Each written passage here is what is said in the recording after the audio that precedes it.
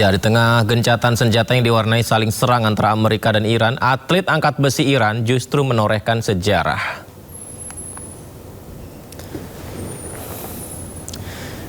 Ya, inilah dia perjuangan luar biasa lifter Iran Alireza Yosefi mengguncang panggung kejuaraan angkat besi Asia di Gandhinagar, India. Dirinya memecahkan rekor dunia baru. Tampil memukau di kelas berat, Yosefi memastikan raihan medali emas setelah menaklukkan beban seberat 261 kg di nomor clean and jerk. Angkatan ini membawa Yosefi mencetak rekor baru dunia. Tak hanya itu, Yosefi juga menampilkan aksi simpatik lainnya di atas podium. Dengan penuh haru, Yosefi membuka bajunya dan juga di sana ada pesan seperti yang kita lihat tadi ya, soal 168 anak yang menjadi korban meninggal dunia dalam tragedi di sekolah Mina.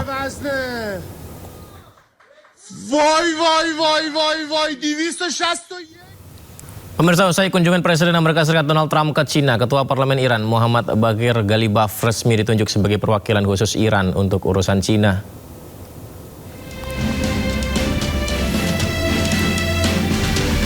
Melansir laporan kantor berita Tasnim, Ghalibaf yang sebelumnya dikenal sebagai negosiator kunci dalam pembicaraan dengan Amerika Serikat kini memiliki mandat baru.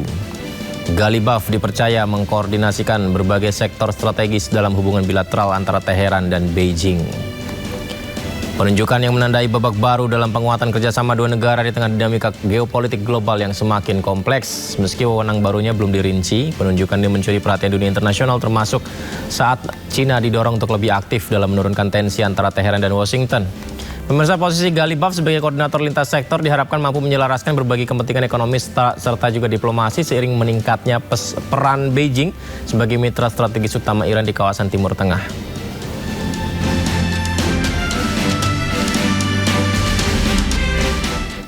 Dan ada yang menarik usai pertemuan Presiden Amerika Serikat dengan Presiden Cina di Beijing beberapa waktu lalu. Barang-barang yang diberikan Cina kepada rombongan Amerika dibuang sebelum rombongan Amerika menaiki pesawat.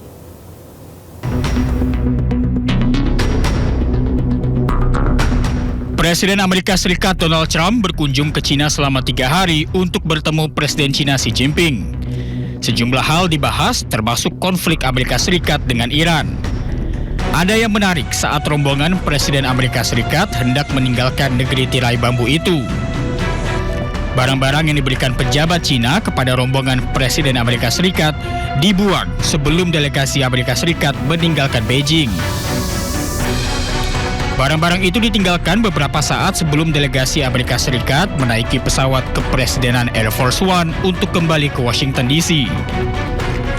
Menurut sejumlah media asing, barang-barang itu diantaranya kartu identitas, telepon genggam sekali pakai, hingga lencana delegasi.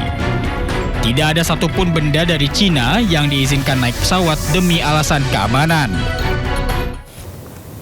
Ribuan tentara Amerika Serikat yang bertugas di wilayah konflik kembali ke Amerika Serikat. Kepulangan ini terjadi setelah Amerika menghentikan operasi Epic Fury.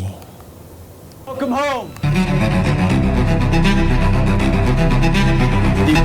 Congratulations from both my wife Jenny and I standing here on this ship in Norfolk, welcoming you back to America.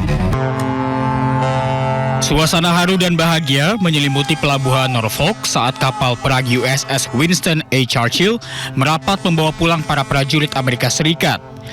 Menteri Perang Amerika Serikat Pete Hegseth menyambut langsung lebih dari 4.500 tentara yang telah menyelesaikan misi negara. Para prajurit yang kembali ke Amerika Serikat ini adalah bagian dari kelompok tempur kapal induk USS Gerald R. Ford yang menjalani penugasan selama hampir 1 tahun di wilayah konflik. Selama penugasan, kapal induk terbesar dunia ini membawa jet tempur, kapal perang, dan ribuan personel untuk menunjukkan kekuatan militer. Sebelumnya Amerika Serikat resmi akhiri operasi tempur Epic Fury di Iran pada 5 Mei 2026. Menurut Menteri Luar Negeri Amerika Serikat Marco Rubio, operasi militer tersebut dihentikan karena tujuan utama operasi tersebut telah selesai. Well, that's one of the topics that needs to be discussed. I don't know about.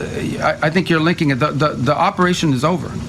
Epic Fury, as the president notified Congress, we're done with that stage of it. Okay, we're now on to this project of freedom. As far as the negotiation is concerned, I think the president's been clear that part of the negotiation process has to be not just the enrichment, but what happens to this material that's buried deep somewhere that they still have access to if they ever wanted to dig it out. That has to be addressed, and that's being addressed in the negotiation. I'm not going to go further on what progress has been made on that topic because I don't want to endanger the negotiations, but suffice it to say that the president and this entire team is aware of the centrality of that question, and that will have to be addressed one way or the other.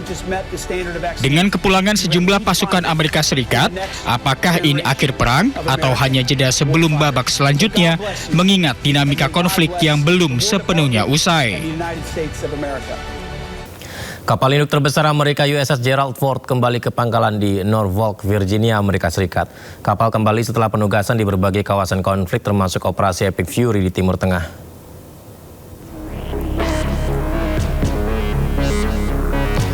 Kapal induk Amerika Serikat kembali ke pangkalan, pemirsa. Penugasan kapal induk Gerald Ford merupakan rekor penugasan terlama selama 326 hari. Kapal induk ini bertugas bersama 4.500 prajurit. Menteri Pertahanan Amerika, Menteri Perang Peter Hegseth menyambut kepulangan kelompok tempur induk Gerald R. Ford. Dalam kelompok ini juga termasuk sejumlah kapal perusak yang diklaim sukses dalam misi di Iran. Dari kapal ini pula, jet-jet tempur dikirim dalam sejumlah gelombang serangan ke Iran.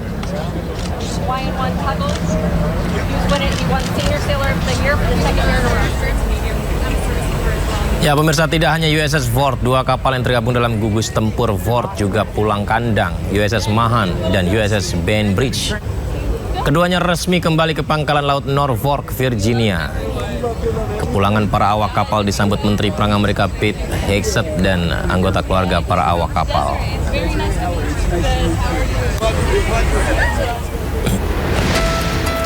Ya, dari peta ini terlihat pemirsa berdasarkan pantauan radar penerbangan selama beberapa jam terakhir puluhan pesawat Angkatan Udara Amerika meninggalkan kawasan Timur Tengah. Pesawat-pesawat ini akan kembali ke pangkalan militer. Namun belum diketahui lokasi pangkalan militer mana yang dituju. Dalam radar terlihat puluhan pesawat mengarah ke utara.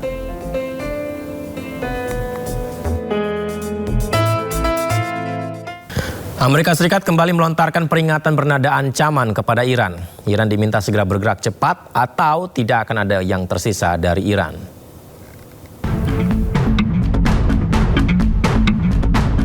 Ancaman Presiden Amerika Serikat Donald Trump terhadap Iran disampaikan di akun media sosialnya pada hari Minggu kemarin. Amerika meminta Iran agar segera bergerak cepat atau tidak akan ada yang tersisa dari Iran. Amerika menegaskan waktu sangat penting. Ancaman ini dilontarkan saat Presiden Amerika dijadwalkan berbicara dengan Perdana Menteri Israel.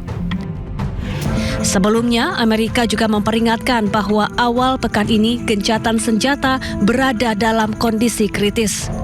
Sementara itu, media Iran melaporkan bahwa Amerika gagal memberi konsesi konkret apapun dalam tanggapan terhadap proposal terbaru Iran untuk mengakhiri konflik.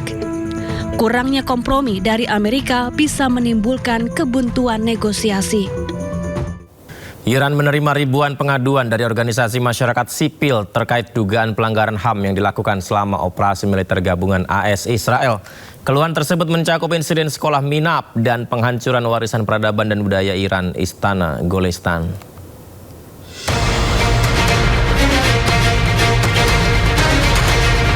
Kementerian Dalam Negeri Iran mengatakan pada hari Sabtu mereka telah menerima 2.250 pengaduan dari organisasi masyarakat sipil yang menuduh adanya kejahatan hak asasi manusia yang dilakukan selama operasi militer gabungan Amerika Serikat dan Israel di Iran.